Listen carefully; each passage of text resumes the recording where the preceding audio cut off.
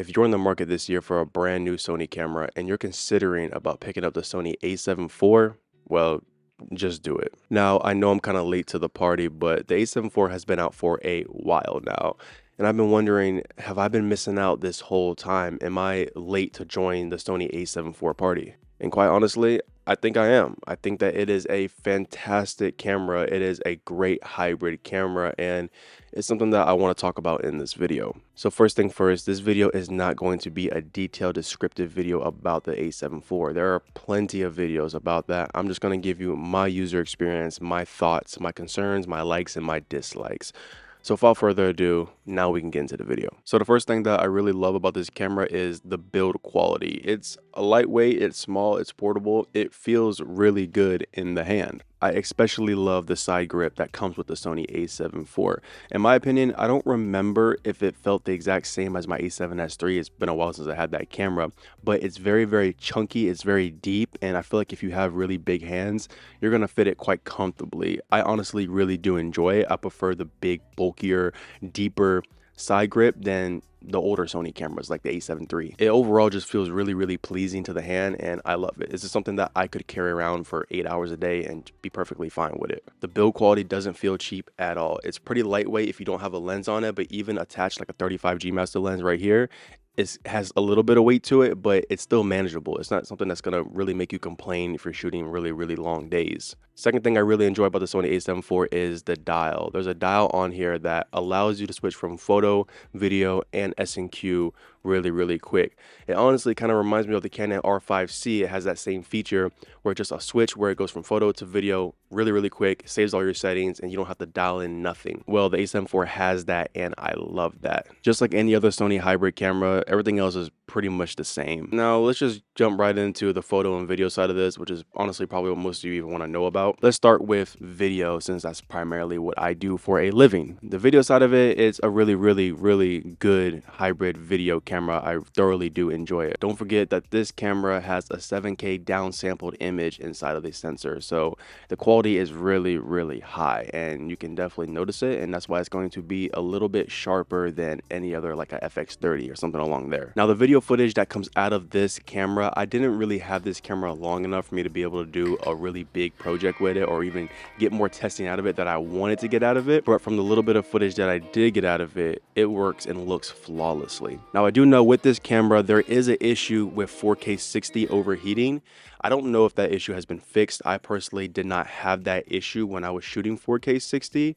But again, the footage that I was shooting was like social media content, so it was only like a minute, 2 minutes max 4K 60. I wasn't shooting anything longer than 5 minutes, 3 minutes, none of that. So I don't know if that's where the issue started. But again, there was zero overheating, but it could be because I wasn't recording long enough. So if that is not an issue that is still happening right now, I think that for the video side of this camera, 4K 60 would be an amazing option. But if it still does overheat, then I could see highly how that would get very, very annoying. Now, since we were already talking about 4K 60, if you don't know already, 4K 60 on this camera does have a massive crop. I believe it's a 1.6 times crop, and that can be a big issue for a lot of people who want to shoot slow-mo. And if you already have a tight lens and you just want to film at the focal length that your lens produces, 4K 60, you're not going to be able to do that. It's going to crop in a lot. Me personally, when I was using this creating social media content, I was using the 35G master.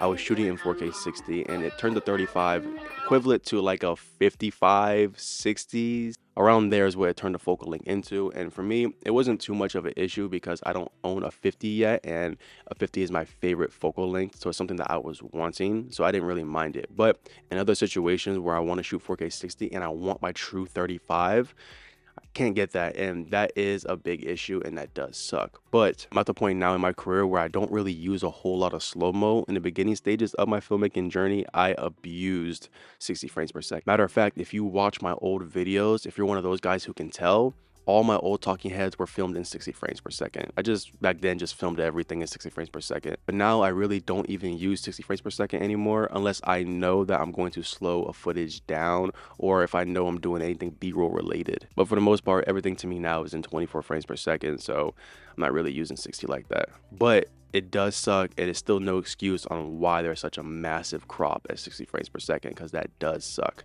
My FX6 does not have that. But if you can deal with that, then this camera is a fantastic video camera if you want to use it for videos. Now, get into the photo side of this camera.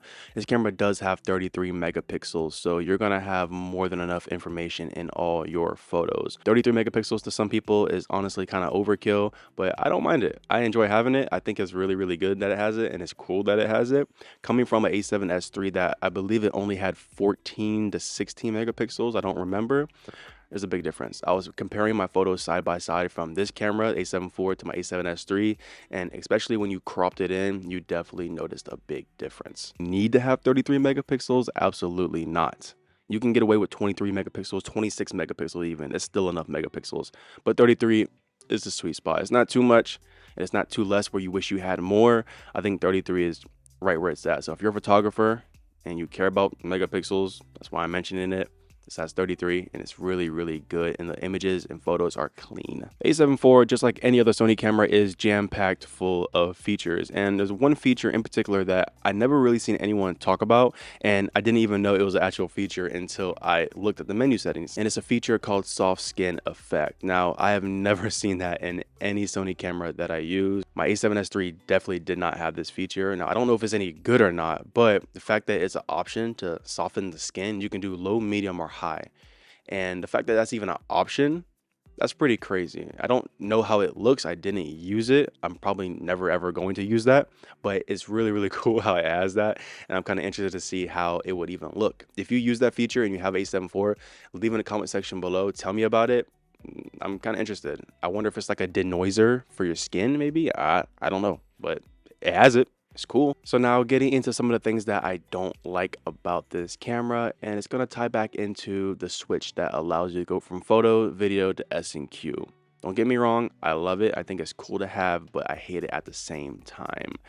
I don't have the biggest hands in the world, but I can imagine if someone who did have the biggest hands in the world, this dial, this switch would be a pain in the neck, because I still do have an issue with trying to get this thing to turn from photo to video to even slow and quick. Sometimes when I click the button in and try to move it, it gets stuck, or even sometimes when I'm moving it, it just goes so fast to where it skips right over video and goes straight to S&Q. And honestly, it is very, very annoying. I feel like I spend more time on trying to switch this button than I should have to spend on trying to switch this button. I just felt like if Sony made more space between the button to actually create some depth to where I'm allowed to get my finger just a little bit more lower onto the button and be able to turn it like that, I feel like it would be a whole lot more easier. There's not a whole lot of things that I don't like about this camera, but then again, I only used it for 3 days, so I didn't really have enough time to dissect the camera fully.